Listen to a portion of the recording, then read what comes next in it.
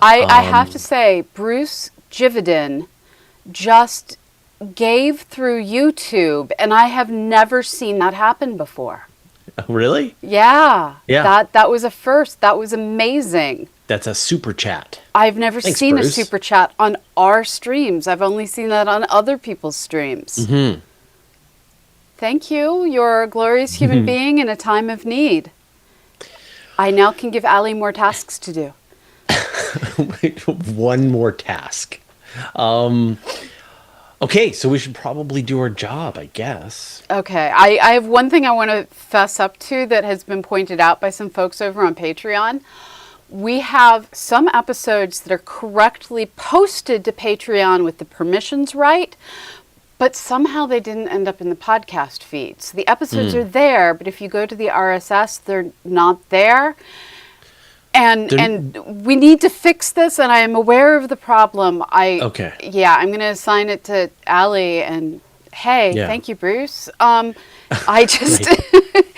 it's one of those things where I was like, what, trying to figure out what was wrong took me a hot minute. And I have now realized, we just forgot to click a button somewhere. Right, to add it. So I have two podcast feeds for the Universe Today Patreon. We have the patron-only feed, and then we have the public feed. Yeah. And so they've made it really good. You can just take a video, post it to Patreon, choose the podcast. It rips the audio and adds it to that podcast feed. And so I've actually switched my entire podcast feed over to Patreon. And so now and we've actually switched over. So now our podcast feed is the enhanced version of the video as well. So we do a longer version of every single video, and that's all just available now as the podcast. So everyone who gets our podcast. And this is a new thing that Patreon added, was to make publicly available podcasts. So they're literally just your podcast host. Yeah. It's really amazing. Yeah. Yeah. So that'll get fixed. All right. You ready? No, actually I'm not. I just realized I forgot Audible. Not Audible, Audition. Hi. I had a weekend. My laptop died and I was in mourning for it. It will turn on, but then the second I open any software that actually requires any power, it just goes click. Yeah. And I need to address something. Tree in the chat says, why has NASA said nothing about 3i Atlas? Because a government NASA is shut down. It is a government shutdown. If NASA employees even check their email, they're at risk for violating the terms of the shutdown. Yeah. They are not commanding spacecraft. They are not checking their email. They are not doing anything. But the world's astronomers and observatories are producing all kinds of information about 3i Atlas. So at the closest approach to Mars, we got images from the European Space Agency's ExoMars. And someone even was able to dig up pictures.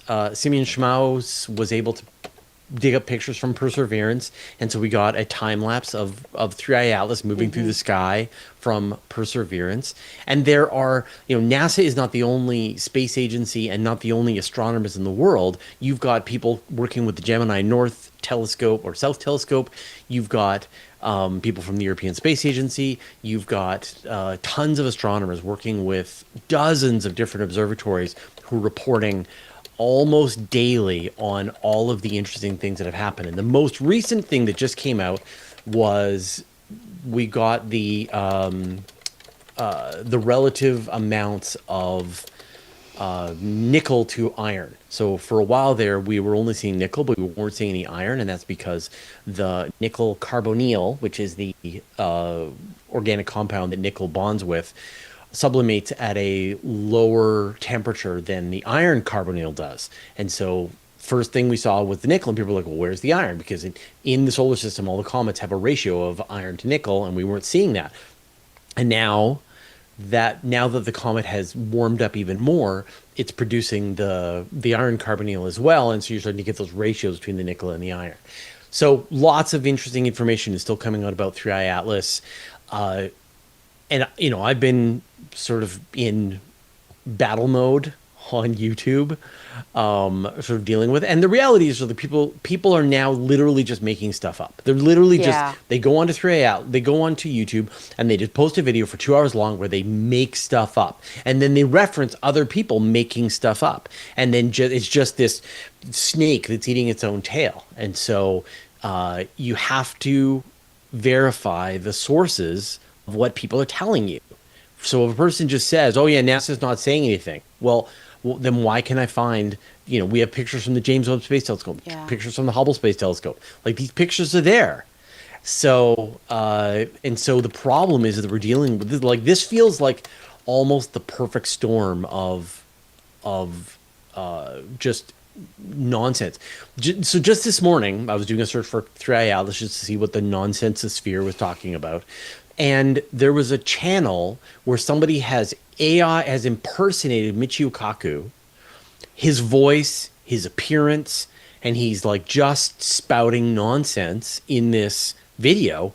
And there's about 30 videos from him, and they're getting hundreds of thousands of views. Oh God. And so I tried to report a video. Yeah. And it wouldn't, there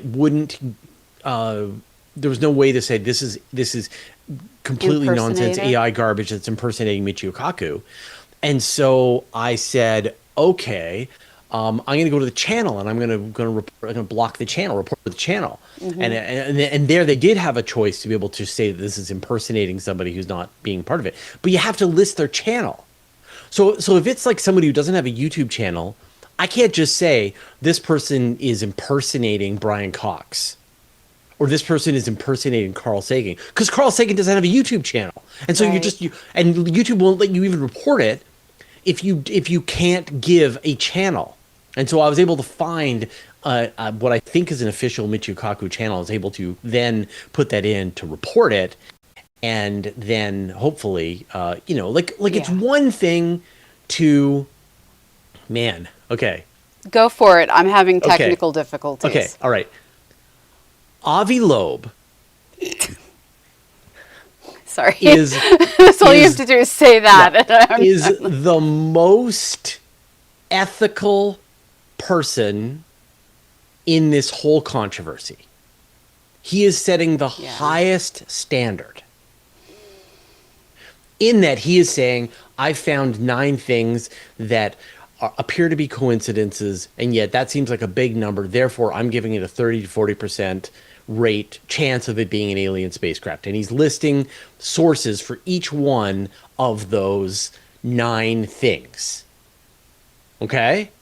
He is the gold star of being out on a bridge too far about this whole thing. Right? Because he is listing things, he's referencing actual papers, and then he's compiling that into a conclusion that 99% of astronomers would deeply disagree with. Yeah. Right? But he is at least doing it right. Yeah. He is making disagreeable conclusions perfectly. Because he's an academic, and he knows how to do this, and this is what you do if you want people to take you seriously, which none of the astronomers are. But that's fine. He is, like I said, being the gold standard. But that has led to a cottage industry of people who are literally just making things up. They're going, isn't it weird how Comet 3i Atlas has completely stopped and changed direction? And why isn't anybody talking about this? Yeah, and because it hasn't happened. That's why nobody's talking about it. So So I have hit the most fascinating crap. I use Adobe products for just about everything. It's what I do. Amazon has like a whole bunch of servers down right now. So various parts of the internet are down. And Adobe products work perfectly well when you're offline. But apparently if you're online, they have all sorts of bugs if they can't reach their servers. Right. And I now have Photoshop with a whirling rainbow of death. Unable to save a file. And I can't get Audition to open. Yeah. I can still save with Wirecast. That's fine. But I have this window in front. I'm just going to lose all the changes I made that on Friday. I can remake those changes. Let me murder Photoshop with. Now, do you have to, is your audio recorder requiring the internet? Requiring this server problem? Are you able to record? I can record in Wirecast, so it's just I have to strip the audio off of the video. That's no big deal. Okay. Have you ever considered using Audacity? I don't know if it's on this computer. Okay. It is not. I'm using it on do you want to rant while I download and install Audacity if their servers aren't down? Sure. I mean, I feel like I just gave my rant. But so how are them trolls out there? Are you still enjoying your static website? Oh yeah.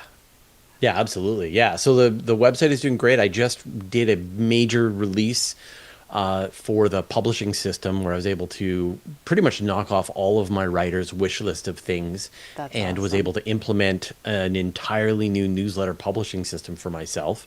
So that went really well.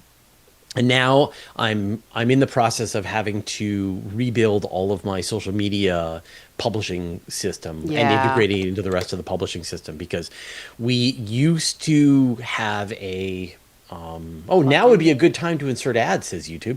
I used to have a different publishing system, and so posting stuff onto Mastodon and stuff onto Blue Sky and so on, I used to do it in different ways, and now I got to rebuild it in this new system.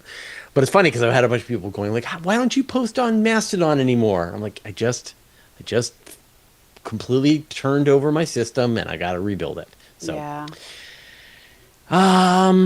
So I just accidentally downloaded something that requires Audacity to be cloud-based, so I had to back up and try again. That's weird. Oh, yeah. I have to click download without MuseHub. Yeah. So Audacity used to be like totally free and really simple, and then it was purchased, and now it's like a little sketchy, just a little bit. So let's see what happens when I run the installer. Yeah, it just says drag into the applications folder. So now let's launch it. Yeah. Audacity, Audacity. Hope it's the right one. Okay, yeah, maybe it's the wrong one.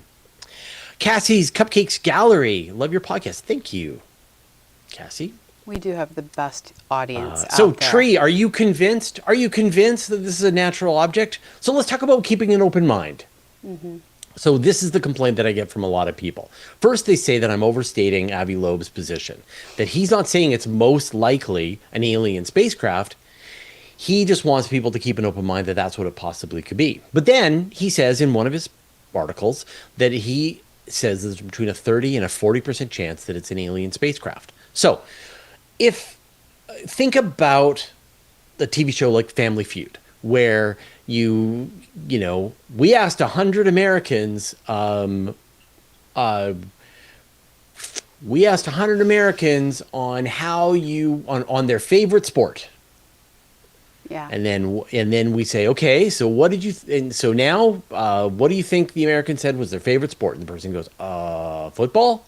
And then the person goes, that's number one on the list at 27%. Okay, great. And this one goes, hockey. Okay, that's 14%. And you add it all up and you get 100%.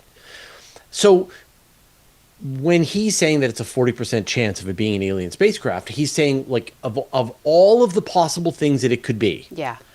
That it could be, there are a million things that this could be. A cocoon of caterpillars. It could be a cocoon of caterpillars. It could be a teapot. It could be a sperm whale. It could be a chunk of it could be a primordial black hole surrounded by an accretion. It could be a chunk of dark matter. It could be an asteroid. It could be a comet. It could be a centaur. It could be a Kuiper-Belt object. It could be an asteroid. It could be a spun out moon of Jupiter. It could be a million things. And of all of those things, when you add up the percentages, you get 100% chance of it being all those things. And the one thing that he's saying is the highest likelihood is an alien spacecraft. And so I feel confident to say yes. If I ask you and you put down probabilities beside all of the things that you think something might be, you hear a sound in your car and you go, What do you think it is? Bad engine, okay? Bad transmission, bad heater. And you write down that big list, and it adds up to 100%. You assign percentages to all of them, and then I ask you, which of those things do you think it is most likely to be? You'll say it's the thing that I've put the highest likelihood to. Yeah. Okay, great. So, yeah, that's what he thinks. He thinks he is essentially, and so, could it be an alien spacecraft? Of course, it could be an alien spacecraft. Absolutely. Like in fact, I have said many, many times that the most likely way that an advanced civilization is going to explore the universe, explore the galaxy, is they're going to send self-replicating robot probes to other worlds. They're going to send a spacecraft to another star system. It's going to slow down, go to the asteroid belt, and then start manufacturing copies of itself. And then it's going to send more copies out to other star systems, and they're going to self-replicate. So what you would see in that case is you would see a spacecraft making a beeline for an asteroid belt, and you would see it slowing down. Yeah. But that is not what we see with 3ILS. We see it following a hyperbolic pathway, gonna, not get close to it may pass relatively close to the asteroid belt, doesn't seem to be slowing down, and then it's going to head right back out into the universe, which is not the behavior of a von Neumann probe. So you could say that aliens could do anything, right? They are just a catch-all explanation, like magic. Yeah. Like, could it be magical? Yeah, it could be magical, because magic can do anything. And so you need to make specific. You need to provide specific evidence for doing a thing that a comet can't do. So, like, if it slows down, if it changes course, if it has a color or surface that is not made of comet, if it has a shape, if it's a Borg cube, then that will make you feel a little uneasy. If you're detecting transmissions coming from it, if you're detecting it's sending us prime numbers through radio transmission, then that would be evidence that that would be evidence for it being unnatural in origin. But so far, everything's doing is completely natural in origin. So, so that is like, and not like that's just the scientific mainstream position, right? Yeah. Make a claim, back it up with evidence. That's it, right? So that's where we are. But, and who knows how many people are just trolling? Who knows how many people are just are just in it for the clicks and the money and the short-term cash grab? I'm not going to cast any aspersions on anybody, right? I don't know what people's motivations are, but I know what the standards of evidence are, and the evidence that is being provided is insufficient. It is unconvincing. Yeah. And we saw this with Oumuamua. We didn't really see this with Borisov, which was weird, I guess because it was so comet-like. And so now it's going to pass through the solar system, and everybody's going to forget, and then something new is going to be found, and everyone's going to do this again. And I really wish I could just get the phone numbers of the people who are worried about it or extremely convinced or whatever, and then call them 6 months later as it's leaving and it's quiet and go like, how do you feel? How do you feel about this now? Right? Yeah. Or when the next one comes along. Because at least, like obviously there's no point arguing with anyone who is making these kinds of claims. You're just pissing into the wind, as they say. But the hope is that this will inoculate people against these future things. We're like, wait a minute, last time you said this was an alien spacecraft and it was covered and it was flying around the solar system and doing constant stuff, and then nothing ever happened. That's weird. But we went through 2012. Like, this was the exact same conversation that we had back then. We're like, okay, this time everyone is saying the world's going to end. The world didn't end. Can we stop predicting the end of the world now? No, we just had Rapture October. Rapture September? I have to say, we have the best audience ever. They have been making me slowly die laughing in the background as they make comments. Paul D. Disney's needs to be immortalized. He wrote, seems odd. No, sorry, that's the wrong one. As the whale was busy contemplating existence, all the Three-Eye Atlas thought at that moment was, oh no, not again. Right, that's Hitchhiker's Guide to the Galaxy. Yeah. That is one of my favorite quotes of all time. is that section of that book. How McKinney says, could we attach a camera to it? So the whole, like, people always ask, could we attach a camera to like an interstellar object or a comet or an asteroid or whatever? And the answer is yes, but in order to do so, you have to match the trajectory of the object. It is going 40 kilometers per second or 58 kilometers per second. Yeah. Right? That's very, very fast. And so the only way to connect to it without getting destroyed is to also move your spacecraft 58 kilometers per second. That is much faster than any spacecraft we have ever sent. Well, and it's even worse than that because you have to go significantly faster than that to get to it, but then you have to dump velocity before you get to it. Yeah, you got to slow down to get to it. Yeah, so that combination of needing to go significantly faster than it's going. Yeah, we can't do it. Right. And so you'd be like, it's kind of like saying, I've noticed that there's an airplane flying through my sky. Mm-hmm. Could I attach a camera to that airplane?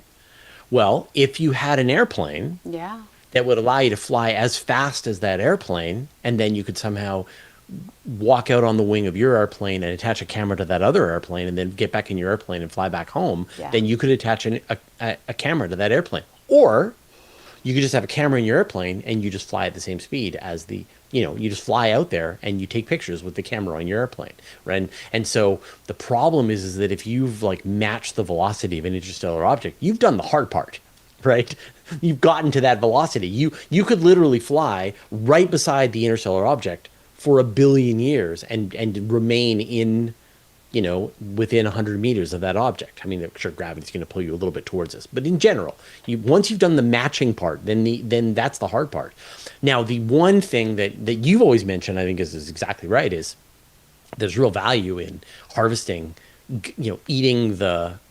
consuming the asteroid or comet from within to use it for your energy and your materials and all that kind of stuff. So there's real value to that, but to actually just, if you want to send a camera out into the universe, just send a camera. Yeah, it's true. It's true. Yeah.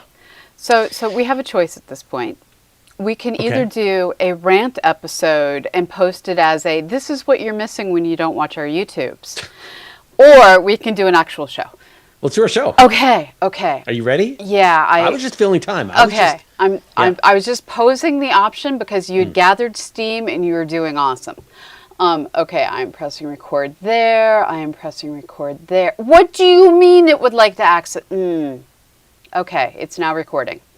I just had to rant that. Yes. Now, are you sure it's using the right microphone? Yes, I checked that. Okay. That's always how it goes horribly wrong. Oh, I know. All right, here we go.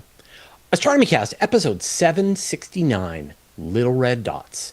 Welcome to Astronomy Cast, our weekly facts-based journey through the cosmos, where we help you understand not only what we know, but how we know what we know. I'm Fraser Cain. I'm the publisher of Universe Today. With me, as always, is Dr. Pamela Gay, a senior scientist for the Planetary Science Institute and the director of CosmoQuest. Hey, Pamela, how you doing? I am doing well. It is the most glorious of falls here in southern Illinois. The leaves are falling. The sun is out. It is hoodie weather. I am happy. And Halloween is almost upon us. So are you ready to feel a little bit self-conscious? I guess. So I was interviewing one of my patrons, and the patron said, hey, did you ever notice that Pamela says, I am doing very well? I'm like, no, you just did it. So apparently, every time I ask you how you're doing, you say, I am doing very well. That's all right. I have habits. Yeah, crazy. Like you just like by the numbers. You did exactly on, so I had to bring it up. But the funny thing is that when we started doing this podcast, you actually asked me how I was doing. Yeah. And I had to give the answer every time, and I hated it.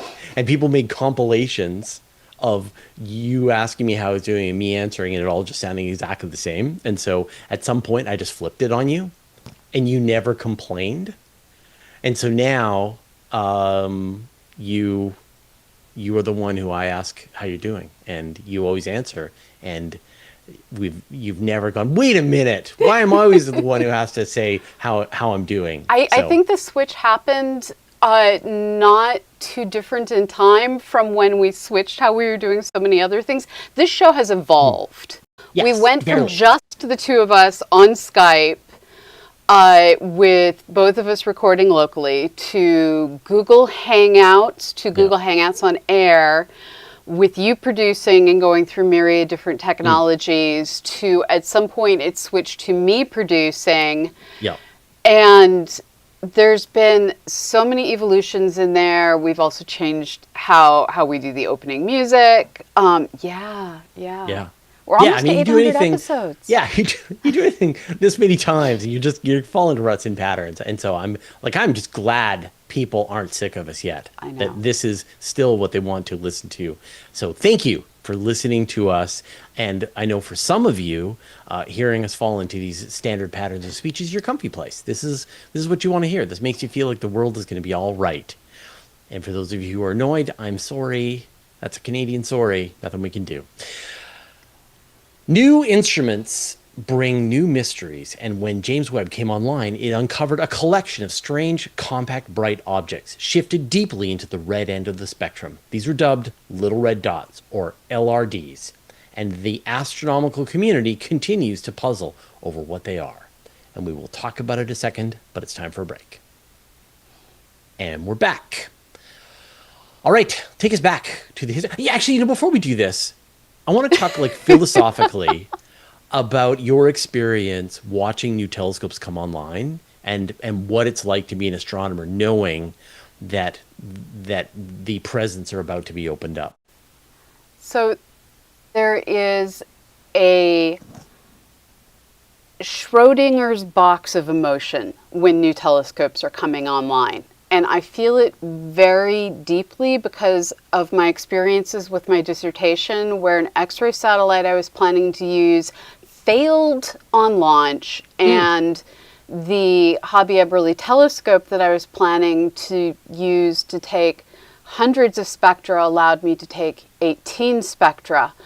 I'm very much aware that the telescope can fail spectacularly.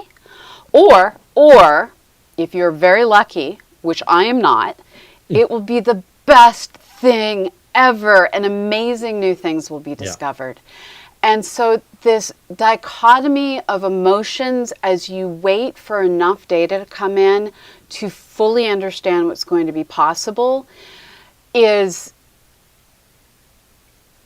I don't even know how to articulate the internal dichotomy of I'm trying not to get excited. I want to be excited. This could be everything, or we just wasted billions of dollars.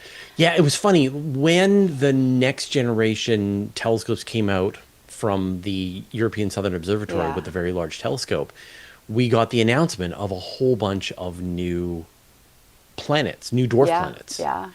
And that was due to just the capability of that instrument. That more powerful instrument, new things happen. Some of the things, you get answers to the old questions. The whole point of building the telescope is to answer a bunch of questions. Yeah. But the part that I enjoy even more is the new questions that pop up. And so with James Webb, we knew there were going to be new questions. Yes. And there have been a bunch. But this is the one that I think has sort of best encapsulated what James Webb was supposed to do.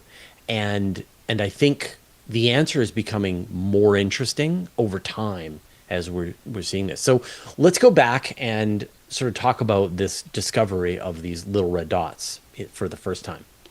So JWST took a series of different images to showcase what it's capable of. These images included really pretty nebula that filled the entire field, and also background fields that included galaxies that were doing gravitational lensing, and just blank fields by which I mean not a gravitationally lensing galaxy cluster there. Nothing is blank in astronomy.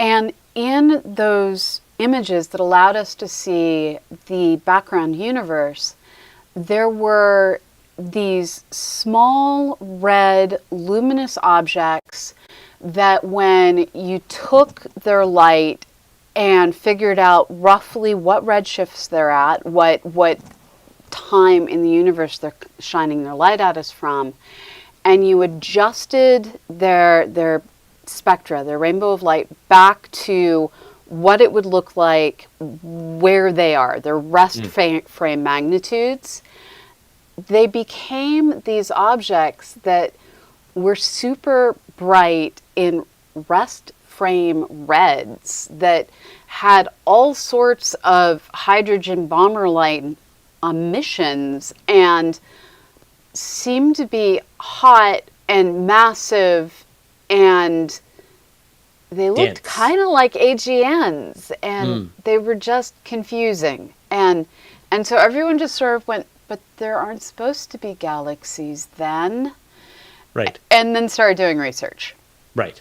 And it turns out galaxies have been found then, and even earlier. Like we're seeing galaxies at times that are less than 300 million years after the Big Bang. We're seeing supermassive black holes at times when the universe was less than 500 million years old. We're seeing spiral galaxies when the universe is less than 1 billion years old. The universe was surprisingly evolved. Yeah. But these little red dots. Okay, so those features you mentioned, they're very bright. They're very compact. They're now shifted into the red. What kind of light were they giving off back in the day? I mean, they were the moral equivalent. So James Webb Space Telescope is seeing them in colors our eyeballs can't even see. If you take that light, shift it to what our eyeballs can see, they would literally be red galaxies. Right. But they're not galaxies. Yeah. Right. Well, we don't know what they are yet. Yeah. So to give some context, if one of these was plopped into our local group, they'd be roughly the same brightness as the Triangulum galaxy, and 3% of Triangulum or 2% the size of the Milky Way galaxy. So these are very bright, very small from what we can see. And very red. Yeah. Yeah. So, and we'll talk about the various lines of evidence on what this is leading us towards, but it is time for another break. And we're back. All right, so now think like an astronomer detective and put down all the pieces of evidence that we have so far that try to direct us towards what it is that these things might be. So we're seeing a bunch of different emission lines, which you get when you have a bright source shining its light through cooler gas that then has atoms that get excited into higher energy states. Nothing stays excited, and when they drop down to their lower energy level, they emit light. So we're seeing... Go ahead. Well, I was going to say, give us a sense of something that astronomers look at that has that phenomenon. So when you have hot gas around, when you have cooler gas around very hot stars, you see emission lines. Active galactic nuclei quintessentially have this pattern of lines. It's these scenarios where you have something very hot giving off light surrounded by gas and dust that allows you to have this kind of emission line. Okay, so we got an active galactic nuclei. Hold on. Active galactic nuclei, case closed, right? No. Okay, so why can't you just say it's an active galactic nuclei? So there's other colors of light, and while we see emission lines and this V shape in their spectrum that reminds us of active galactic nuclei have other things like hot corona of gas around them that give off X-rays. Right. And as hard as we look, we're not finding X-ray emission from these little red dots. It's just not there. And by the way, I just need to warn people, do not Google little red dots without adding the word cosmology or JWST, because you're just going to get rashes. You're going to get rashes, yeah. And perhaps, a suggestion that you go see your doctor. Yeah. Right, so, and this is the key, which is that you can take an active galactic nuclei, an actively feeding supermassive black hole. It's feeding so heavily. There's so much gas coming in that material's piling around it. You've got this shroud of gas and dust around this central core, and yet because the the accretion disk heats up, it's giving off X-ray radiation. Astronomers have looked at each of these objects with the Chandra X-ray Observatory, for example, and they're not seeing the kind of X-ray emissions that you would expect coming from an active galactic nuclei. So, active galactic nuclei off the table, case closed. So that means we have to come up with something else. And like I said, these are something, we've found over 350 of them now, that they exist in this window of time from about 300 million years after the Big Bang to about 1.2 billion years after the Big Bang. So this is a point in time where the diversity of elements in our universe wasn't that great, when things were still in the process of forming, and there's a lot of problems that we want to solve with this era of the universe. And so people then go, I wonder if little red dots can solve this problem we have. Yes. And so the kinds of solutions that folks have looked at, because what are the problems? Sorry, but you mentioned there's a bunch of problems that we're trying to solve. What are those problems that we know of at the early universe? So how do you get supermassive black holes that early? Right. How big could stars get if they weren't able to cool through metal lines? It turns out that heavy atoms provide ways for stars to do star things, and you can't get massive stars if you have heavy elements in the stars. So we have these two different problems that we're trying to solve. We also have what if there were primordial black holes? What if things were happening with high turbulence in ways that we don't think about in the early universe? And how did the Dark Ages end? Right. And how did the Dark Ages end? It's something you can't really solve with little red dots because it requires a lot of ultraviolet light. So the first thing we realized was, well, these don't solve that.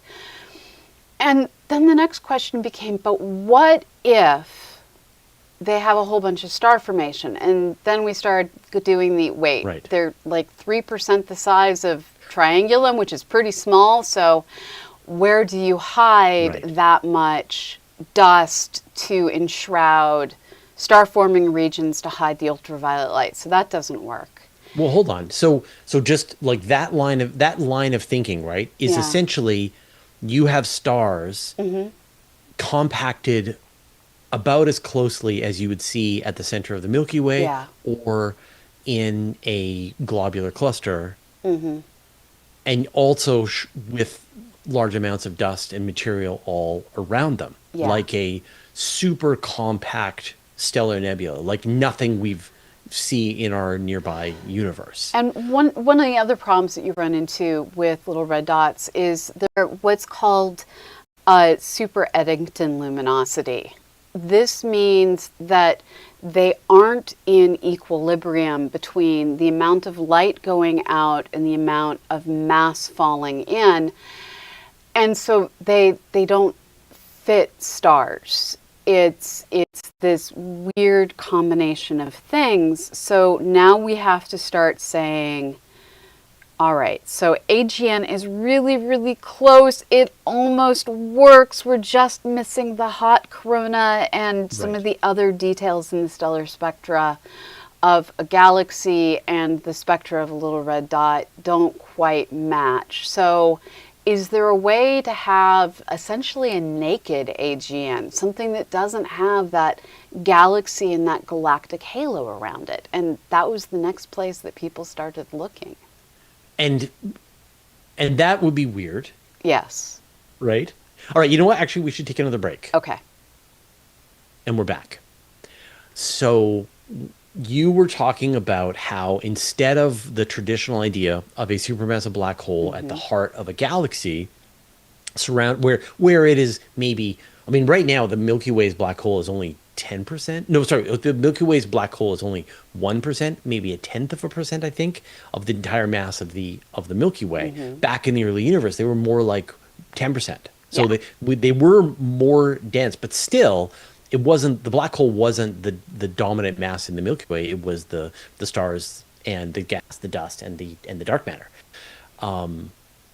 So but in this case, we're saying, well, maybe it was just a supermassive black hole and nothing else. Well, a whole bunch of gas and dust. Right.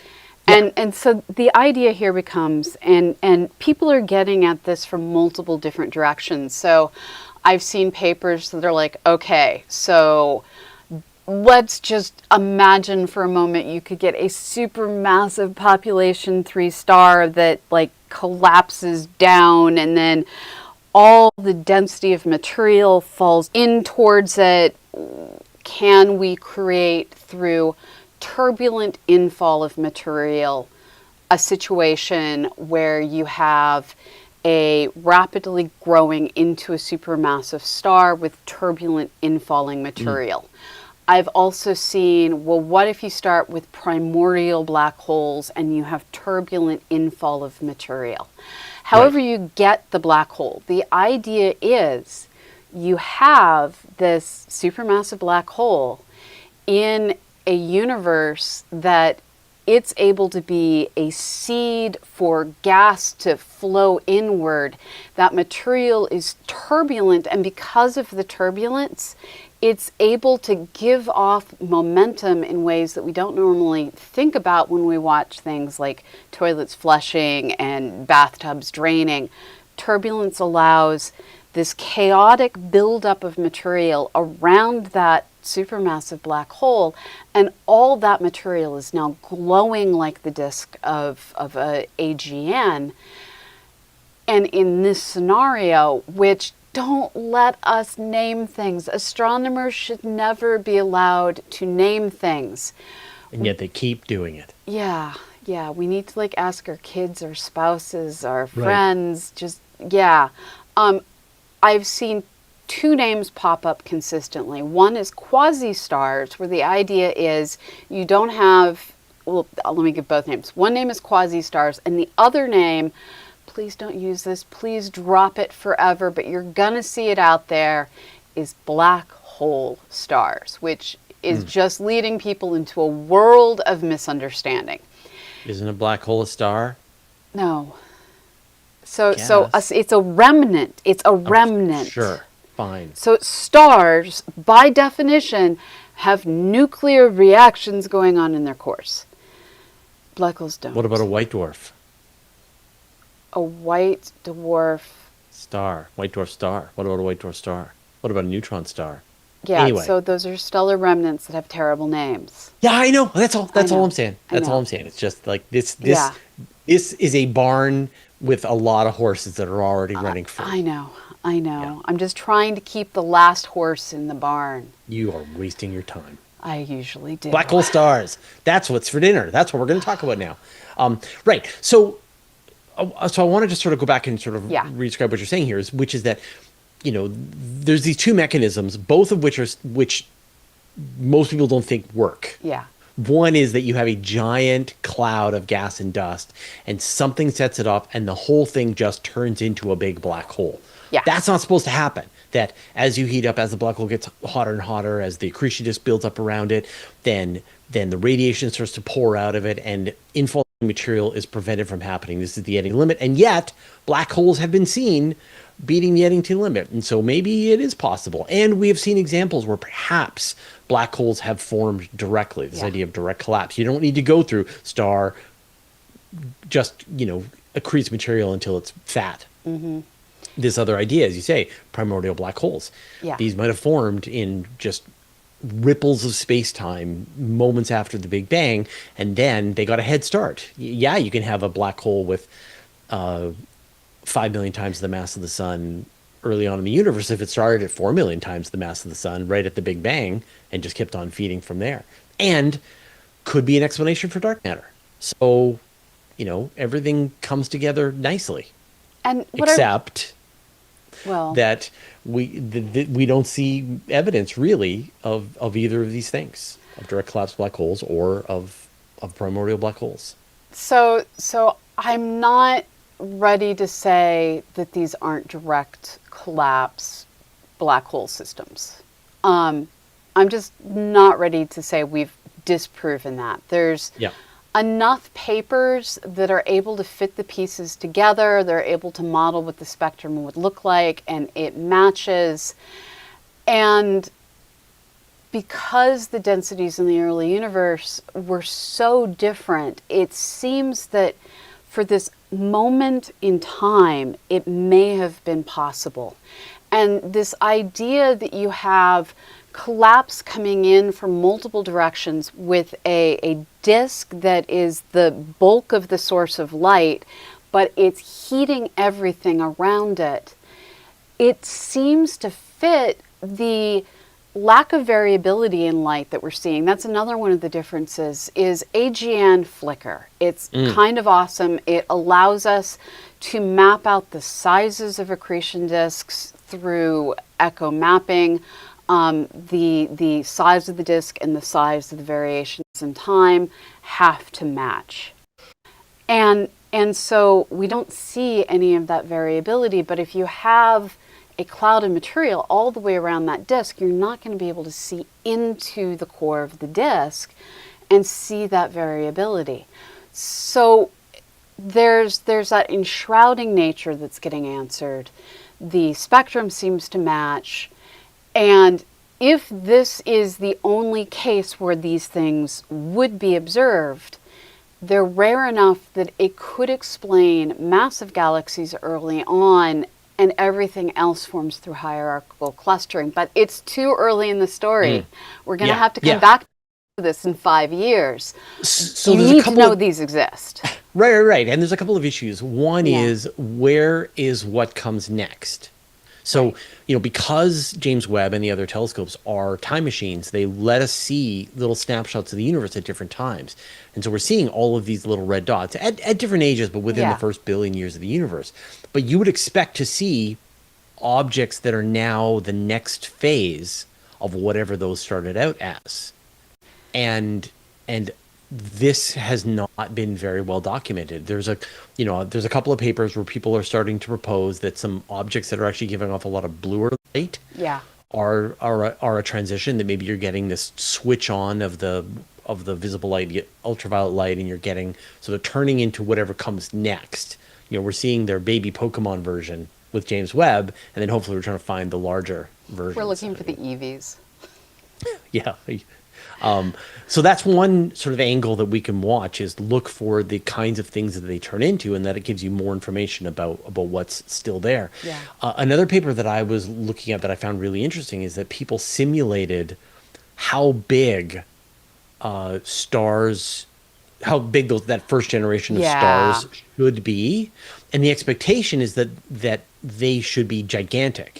But they simulated, in fact, they should be tearing off into small stars, just like normalish sized stars, and then exploding as well. And so maybe you just got a whole bunch of black holes clustered together that are in the process of coming together into these larger objects. Or maybe just like a ton of stars. And maybe, here's my hope, is that these are globular clusters. That maybe that whatever it is, some right at the very beginning, they formed giant collections of stars, and we see them to this day. That would be really exciting to me. So, it's a wonderful mystery, and hopefully, almost certainly, we will come back in a couple of years and go, okay, here's what they are. And right now, it's all in play. And the wild thing is, there's so many different options. Like me, I'm kind of expecting the little red dots shut off as extremely dusty, extremely enshrouded disks or clouds of stars begin to light up, and they just haven't produced the ultraviolet light yet necessary to clear out and make things visible. But we don't know. Yeah, we don't know. And we don't know. And nobody. That's the amazing part. Yeah. And so you ask anybody what do they think is, astronomers are going to have what they think is their most likely outcome. But if you showed them a piece of evidence, just prove that, like, yep, okay, that's out. They're going to hold their ideas very loosely right now, because there's still so much science to be done, and it's an exciting mystery. So I look forward to that episode where we're like, okay, here's what it is. Here's the boring explanation for what it is. Just please call them quasi-stars and not black hole stars. That's the only thing I ask. Good luck with that. I know. Thanks, Pamela.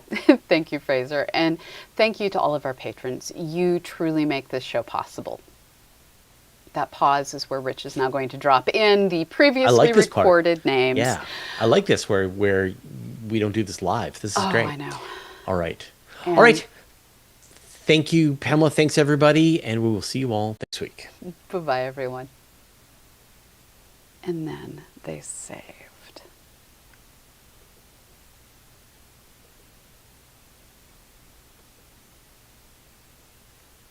My camera is having a moment. Everything is suddenly having a moment. Okay, I'm back. That was super weird. My computer is super sad with Adobe just constantly throwing errors. It's like having a partial lobotomy. That's crazy. Yeah, I know. I've seen there's all kinds of problems with the internet today. Yeah. No problems for me, which is good. Yeah, I'm guessing that you're on a different region's servers than I am. I'm using DigitalOcean, so I don't use Amazon at all for anything. Yeah, so my hosting's all fine. It's the Adobe products I use that are slowly murdering my computer. And apparently the Twitch servers I'm using are slowly murdering my computer now. Yeah, there's just slow death. Okay, I guess because of the rant, we got a little less time, but I got a couple of questions here. So, Okay. Cassie's Cupcakes Gallery asks, when is your next podcast coming out? Mine? I think this one, Astronomy Cast. When does Astronomy Cast normally come out? So it should come out every Monday afternoon publicly, and the amount earlier than that the patrons comes honestly depends on my schedule and Rich's schedule. So like patrons got their episode earlier this morning. Sometimes they get it as early as Saturday. And then our latest episode of Escape Velocity Space News came out last Wednesday. And my podcast, I release episodes every 3 days. So they're all the time.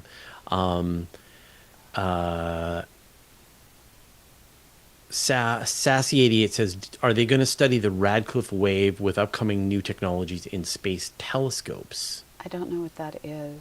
What's the best way to study a Radcliffe wave? I'm feeling like I have forgotten something I knew once. It's a wave-shaped structure of gas and dust in the Milky Way, about 9,000 light years long. Infrared. James Webb is your best tool for it. Yeah. Radio waves. Okay, so it's something that was discovered in 2024. 2020, yeah. Article in Nature that I clearly missed reading. Yeah. Okay. Yeah, sorry. I don't hold everything in my brain. I just hold a lot there. Sometimes things leak out or don't get read. So it's a connected collection of stellar nurseries. Yeah, it's really cool. And then Sassy asks about what will be seen. What will it take to look at the Great Attractor from other telescopes? Oh, we've started being able to look at that for a while, yeah. Yeah, I mean, that's James Webb. That's infrared. You're looking through the galaxy. Turns out the Great Attractor is galaxies. Yeah, it's not as exciting as one might wish for. Yeah. And this is something that I will rant at the drop of a hat about, which is that there's a bunch of mysteries that were mysteries 10 years ago, 20 years ago, 40 years ago, that are continuously brought up in mysterious channels, and yet a lot of these things have been solved. Yeah. And yet, I don't know, mystery YouTube hasn't caught up yet. So, Hal McKinney asks, a really interesting question. Sometimes I wonder if we will achieve the ability to virtually recreate all objects in the universe so we don't necessarily need to travel to those places. So that would require us to have computer clusters and physics understanding to perfectly recreate those objects. What we try to do right now is get as much of the physics right as our computational abilities can process. Yeah. And we put in a lot of approximations, we skip a lot of things. You often hear people talk about how many particles they have in their simulations, just because there are limits on what we can do. And Yeah. so, I mean, eventually we're going to end up with significantly better computational abilities as long as we don't like destroy the planet with data centers. Yeah. And yeah, it's So I mean, there's a really interesting, like, this idea of, like, for example, traditional ways of predicting weather was done using math. Yeah. You write big simulations Yeah. and you predict them in a supercomputer, and you end up with being able to predict the weather, and those predictions have gotten better and better. And in the last couple of years, some of these machine learning algorithms have gotten as good at predicting weather as the math. And so Google, for example, they did a release where they took historical weather for, satellite images of weather for the last however many years, and then they predicted future weather patterns purely on just what the pictures looked like. And they were as accurate or better than the traditional mathematical models. And so we could get to this place where you're taking images of the universe at different ages, at different times, at different places, different spaces, and then you are teaching your machine learning algorithm how the universe has evolved over time, so that you literally could recreate at large scales, various kinds of formations and structures and so on, and have it. And it really is just a limitation on the amount of compute that you have, and the quality of your observations. As our observations get better, our machine learning algorithms will get better, and we'll do a much better job of being able to simulate and recreate. And there may be this time when our simulations are so good that they create worlds with the right complexity and density and the right kinds of stars and dark matter and all of that. There's an important caveat I want to insert on this. Yeah. With the weather, we have the wonderful ability to actually see the entire evolution of something occurring. We can see hurricanes start to finish. We can see storms start to finish. And so we know this image led to this storm. This image led to this storm. When we look out at our universe, we can't precisely say, and sometimes we're just flat out wrong, that this is the predecessor to this. And so that, are we actually matching things correctly, quandary, is going to always be in the background. We've gotten to the point, especially with star clusters, because there are so many star clusters close enough to resolve them, and so much data that we can really understand the evolution of a star cluster. I'm confident with our evolution of stars. But as you look at like galaxies, we're doing a whole lot of, okay, so this is how the gravity works, this is the number of particles, we see this when we look out there, we see this when we look out there, therefore this is the baby of this. The more complicated it gets, the more guesswork is getting involved. So, yeah, but we have Euclid, Vera Rubin, Nancy Grace Roman, Desi. Like, the revolution in astronomy right now is about these deep time surveys of the universe at different ages. And so statistically speaking, you'll get to this place where you've got the entire universe mapped out at 1 billion years after the Big Bang, and then you've got the entire universe mapped out at 1.5 billion years after the Big Bang, and you'll have the entire universe mapped out at each age. And then, similar to what you're talking about with the star clusters, you can start to then go, well, in general, this turns into that. Now, because you're not seeing the same thing, you're not seeing the evolution of any one specific thing. You can't say, we looked at the galaxy when it was a billion years after the Big Bang, and then we looked at it when it was 2 billion years after the Big Bang. Like, you only get to see it once. Yeah. And so you have to say, we looked at all the galaxies at a billion years after the Big Bang, and then we looked at all of the different galaxies that we can see at 2 billion years after the Big Bang.